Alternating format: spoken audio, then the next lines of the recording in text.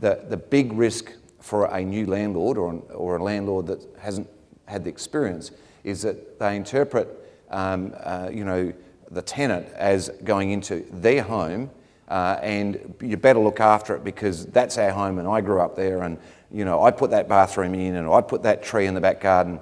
And realistically, what happens the minute that you put a tenant into a property, that property has become a commodity. It's just bricks and mortar, and it sits on a block of land located in a particular position, and it offers certain things. It offers a hot water stream for a shower. It offers a toilet for the obvious. It offers a kitchen to cook in, and it offers shelter, warmth in winter, coolness in summer, and that's it.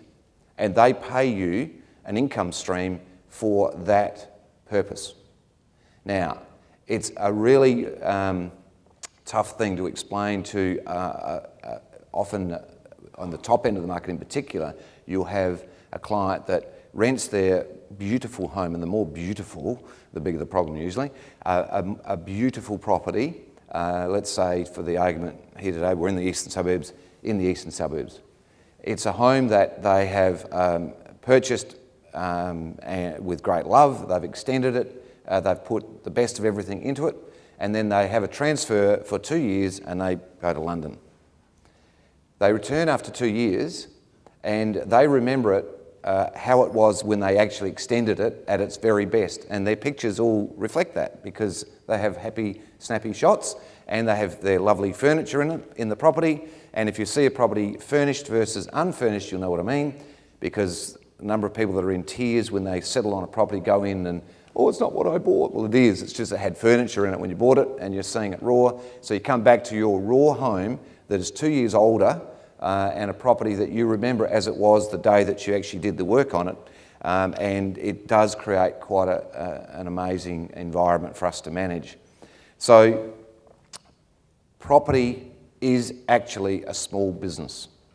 If you own one property, you have a very small business, but it nevertheless is a business. There are tax implications, there are legal implications, there are implications with the residential tenancies, with the quality and the enjoyment of the property of your tenant, which is your client, and the person that generally would manage that. And because you're here tonight, clearly we are that manager for you, or at least one of your properties. Our job is to be your business manager of your property.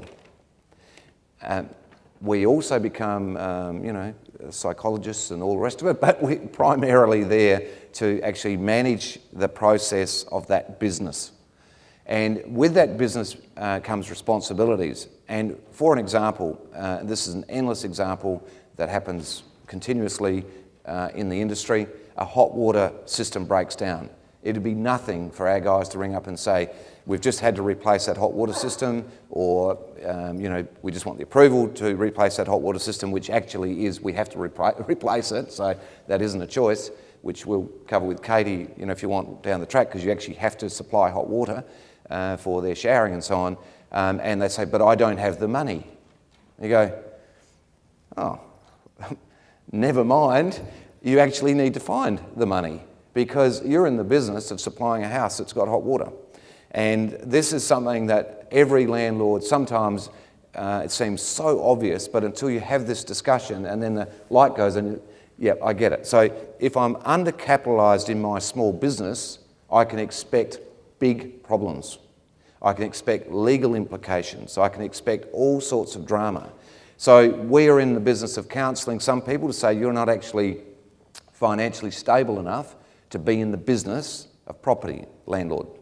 And so therefore either you need to find some extra cash and have it in a sinking fund or a fund that's available for emergencies, or you need to reorganise your finances or whatever, but you need to be capitalised.